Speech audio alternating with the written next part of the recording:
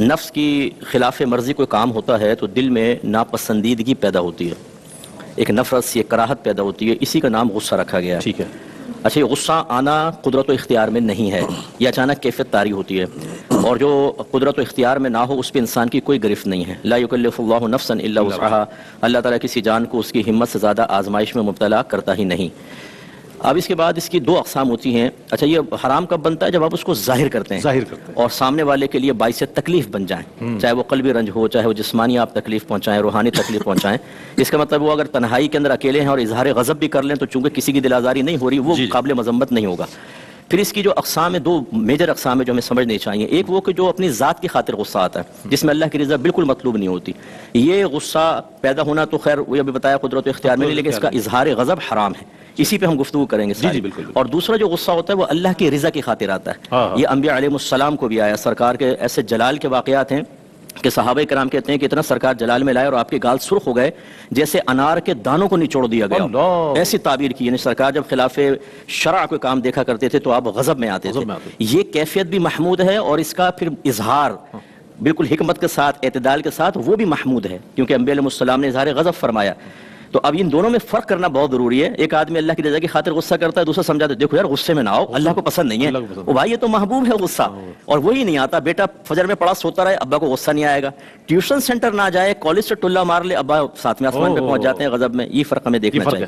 اب جو نفس کی خاطر ہے وہ ہے قابل مذمت۔ نبی کریم صلی اللہ علیہ وسلم نے فرمایا کہ غصہ ایمان کو ایسا بگاڑ دیتا ہے جیسے ایلوا شہد کو بگاڑ دیتا ہے۔ بہت کڑوا ہوتا ہے کہ شہد میں ملے تو شہد کو کڑوا کر دے، ایسے ایمان کی تباہی۔ اور عقلی لحاظ سے دیکھیں تو اس کے بے شمار نقصانات ہیں، جن میں سے ایک کفر میں مبتلا ہونا۔ بعض لوگ غصے میں آ کے کلمات میں کفر نکال دیتے ہیں، اللہ تعالیٰ کو برا کہنا، رسول کو برا، شریعت کو اور احکام کو برا کہنا، مفتیان کرام کو گالیاں بکنا علم کی وجہ سے، صرف علم کو بنیاد بنا کر، یہ کفر ہے۔ دوسرا حرام ہوتا ہے گناہ کبیرہ، بیوی کو تھپڑ مار دیا، ماتحت کو ڈانٹ دیا۔ حضرت ابو مسعود انصاری کہتے ہیں میں غلام کو مار رہا تھا تو نبی کریم صلی اللہ علیہ وسلم کی پیچھے سے ایک مجھے آواز آئی کہ اللہ کے غضب سے ڈرو۔ میں نے پلٹ کے دیکھا تو نبی کریم صلی اللہ علیہ وسلم تھے، تو میرے ہاتھ سے روب نبوت کی وجہ سے درہ گر گیا۔ سرکار نے فرمایا کہ جتنا اللہ تعالیٰ، جتنا تجھے اس غلام پہ قدرت حاصل ہے، اللہ تبارک و تعالیٰ کو اس سے کہیں زیادہ تجھ پہ قدرت حاصل ہے۔ یہ کہتے ہیں ابو مسعود انصاری کہ میں نے کہا رسول اللہ میں آپ کو گواہ بناتا ہوں، میں نے اس کو آزاد کر دیا۔ سرکار نے فرمایا اگر تو آزاد نہ کرتا تو تجھے جہنم میں داخل کرتا، اللہ تعالیٰ جہنم میں ڈالتا۔ اسی طریقے سے دل آزاریاں، ہم ٹونٹنگ کر دیتے ہیں غصے میں آ کے، دیگر معاملات۔ اچھا، بعض ٹیچر غصے میں آ کے نمبر کم کر دیتے ہیں، بچوں کے فیوچر تباہ کر دیتے ہیں، آپ یہ دیکھیں، جو بہت بڑا گناہ ہے، خیانت بھی ہوگی بالکل۔ اور اسی طریقے سے غضب میں آتے ہیں تو کسی کو نوکری سے نکلوا دیا، پروموشن رکوا دی، لیگ پولنگ کر لی، کسی کو انتقام لے لیا، اس کے جسمانی اعضاء خراب کر دیے، تیزاب پھینک دیتے ہیں۔ آپ دیکھیں بچیوں کے چہروں پر، ٹھیک ہے اگر تم محبت میں ناکام ہو گئے تو اس کا مطلب یہ تو نہیں ہے کہ تم کسی کا چہرہ خراب کر دو۔ ناکام عاشق، تم اپنے اس پہ رو، تمہیں ٹیلنٹ ہی نہیں تھا کہ تم لڑکی کو اپنے طرف کر لیتے، یا تو اس میں کودتے نہیں، اور کودے تھے تو یہ برے انجام کی طرف کیوں آیا؟ ساری زندگی کا غم دے کے تم نے اپنے لیے گناہ جاریہ کر لیا۔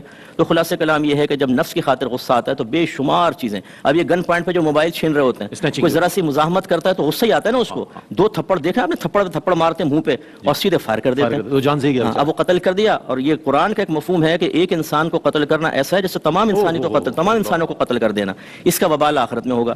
اس طرح جو بچیاں غسیلی ہوتی ہیں ان کو جلدی طلاق ہو جاتی ہے، جو بچے غسیل ہوتے ہیں طلاق دے دیتے ہیں، گھر کے گھر تباہ ہو جاتے ہیں۔ خلاصہ ہے کہ اس کے نقصانات کی تفصیل بہت زیادہ ہے، ہمیں توجہ کر کے شروع سے ہی اپنے بھی غصے پہ کنٹرول کریں جو نفس کی خاطر آتا ہے، اور اپنے بچوں کو اس کی تربیت دیں، تب انشاءاللہ آگے چل کے ایک اچھا ماحول کریٹ ہو سکتا ہے۔